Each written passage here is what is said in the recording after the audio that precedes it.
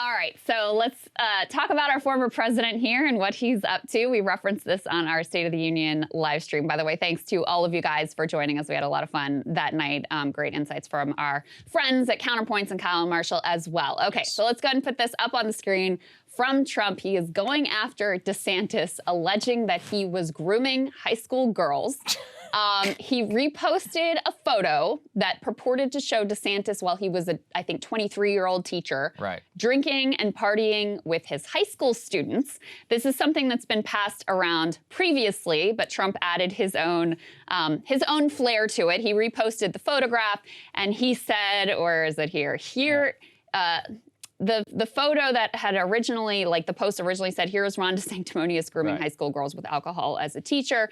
And he said, that's not Ron, is it? He would never do such a thing. So that was the Trump side of the equation. And many have pointed out that with all of the photos of Trump with Epstein, Jeffrey Epstein, maybe this isn't like clean blow to land on Ron DeSanctimonious here, but Trump has never been one to worry about whether he's going to be called a hypocrite, so he's going all in. No, certainly not.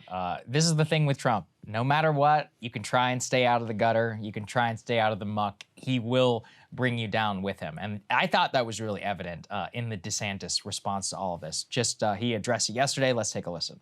Governor, former President Trump yesterday made a series of posts on Truth Social directed at you. Some were insinuating that you... So here's what I would say about all that. I get you guys want the controversy. How would your proposed legislation against defamation address those posts that could be considered damaging? Well, if you think when we did the defamation panel yesterday, I made the point, look, I have a platform. It's different for me because I can fight back, and people just know I face defamatory stuff every single day I've been governor. That's just the nature of it. But I have a platform to fight back. A lot of these other people that are more little, they don't necessarily have a platform to fight back. And so in terms of our reforms, I really want to empower them more so than people that occupy high positions like me. It just goes with the territory. You got to have a thick skin. It's also just practically speaking, I would not take time out of being governor to be fighting lawsuits. It's just not practical in terms of what we're doing. And I'd also just say this. I spend my time delivering results for the people of Florida and fighting against Joe Biden. That's how I spend my time. Not a bad response. He tries to take the high road. I just don't think it's possible, especially if he's ever going to run for president. I mean, it's possible. We could see it. We have some polling data that kind of is all over the place and indicates some things. And otherwise, of course, he's a strong and a beloved figure. But so is Trump. And Trump just has a unique ability also to just get under someone's skin. The reason also why he's doing this is he's warning DeSantis. He's like, this is what you're in for. He's like, this is a tiny little taste of what's going to happen if you run against me. I mean, I actually thought DeSantis's response was probably the right note to strike. You can't say nothing because then you just look like you're getting owned. Like you look weak. You look weak, right? But you also, I mean, in my opinion, if he had really gotten into the mud and like, you know, talked about Epstein or whatever and like taken some direct shots, I think that's also not going to work out well for you because there's no one better at this thing than Donald Trump. So to say basically, look, I'm focused on delivering results, and by the way, I don't spend my time, trashing other Republicans or smearing other Republicans, however he put it, I think that's probably the best he could do right now. But it is not clear to me that Ron DeSantis is ready for this. And I was thinking back to the glorious 2016 Republican primary debates, and I mean, you know, Jeb Bush, all of them, Marco Rubio, all of them trying to figure out how to handle Trump. And they just failed so badly.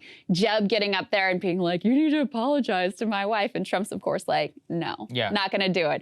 Marco Rubio trying to like get in there, making comments about like, oh, your dick is small or what. I mean, none of this worked out for them whatsoever. And so it's a very difficult thing when you're head-to-head with him, face-to-face with him on a debate stage. And by the way, all of these other also-rans, Nikki Haley, Mike Pence, Mike Pompeo, whatever, Chris Sununu's thinking of running now. None of these people have a prayer of facing this guy down on a debate stage and like making this work for them. So, totally agree with you. So anyway, this is big time warning shots from Trump at DeSantis in terms of, hey, buddy, you ready for this? Because this is what is coming at you and so much worse. There was other weirdness, though, from Trump. No one saw this coming on the night of Biden's State of the Union. Go ahead and put this up on the screen. he was posting on Truth Social these like sort of nice comments about Biden.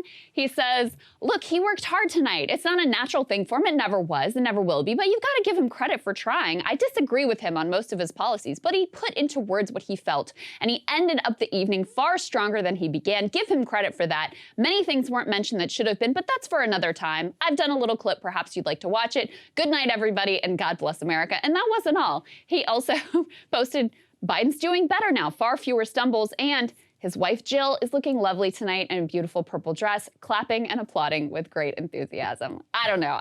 Kyle and I were debating whether this is somehow strategic or whether this is just Trump, you know, opining off the cuff as he does and not like really thinking that hard about it. He also put in a video that was much harder hitting and, you know, aggressive and negative on the Biden speech. So there were sort of two sides to the coin there. But I don't know. What did you think about this, Saagar? I just think Trump likes to be a color commentator, and you know, his most natural role is like cultural critic. I always actually, true. You know, whenever I used to interview him, I used to think about that. I'd be like, you know, he's not just the president. Like he's Donald J. You know, he's Trump, and Trump to me is a cultural figure much more than he ever was a political figure. Part of why he ever even became president. Like he loves to be the cultural commentary. Yeah, my personal favorite was he's like, JD Vance looking great tonight. You know, it was like, what? Like, what are you doing? He's like sitting there watching TV, just live tweeting it. But you know, I mean, that's who the man is. This is a very clear view into it. Yeah. So Kyle's theory was that he's doing like a little bit of a face turn because he realizes that he has to appear somewhat less crazy so that Republicans will think he's like electable. But personally, I don't think there's those levels of chess going on. I think he's just saying what he felt in the moment and and not putting all that much thought into it. So anyway, in terms of the state of the overall race, here's just some of the numbers that are coming out. Again, I cannot possibly overstate how all over the place the polls are of the Republican primary right now. Some of them have Trump up by 30 points. Some of them have DeSantis up by close to that. And, you know, the state polls tend to show win for DeSantis. Some of them show DeSantis doing well if it's just a head-to-head, but then losing if it's a wider field. They are all over the map. In any case, here's the latest one. This is from Morning Consult. Let's put this up on the screen. They're doing their primary tracker as they did last time around. This one has a wide field. They tested. Trump comes in at 49%, DeSantis 31%. Next down the list is Mike Pence, 7%, Nikki Haley 3%, Liz Cheney 2%, Ted Cruz 2%, et cetera, et cetera, et cetera. So basically, the only real players are Trump and DeSantis. Mike Pence getting his 7 to 10%. That actually seems pretty consistent from poll to poll. Yeah, it does. But the margin between Trump and DeSantis and who is on top, I just don't know what to make of it because the polls, one day I'll see one that has DeSantis way up, next day Trump way up, and they'll be supposedly similar samples from similarly sort of placed pollsters, and I literally don't know what to make of it. Yeah, I mean, there was another one that came out late last night that we weren't able to cut, which showed DeSantis 45-41, actually beating Trump, but only in a head-to-head match. Yeah. And so if Nikki Haley, Mike Pence, and others all ran, then it actually showed that Trump would win. Shocker. That's exactly what we've been talking about. And by the way, that is almost certainly going to happen because Nikki Haley has basically leaked to the entire press corps that she's going to announce in like 6 days for president. Yeah, she's announcing next week, Yeah, right? exactly. So it's over. Like, it's going to happen. Some of the anti-Trump vote then is going to get bled off, and guess what's going to happen? Trump is going to win. So that scenario just looks overwhelmingly more likely. Chris Sununu of New Hampshire appears like he is also moving towards a run, which, I mean, you might be like, who and what and why do I care? I mean, the reason it's significant is because New Hampshire obviously is a key early primary state.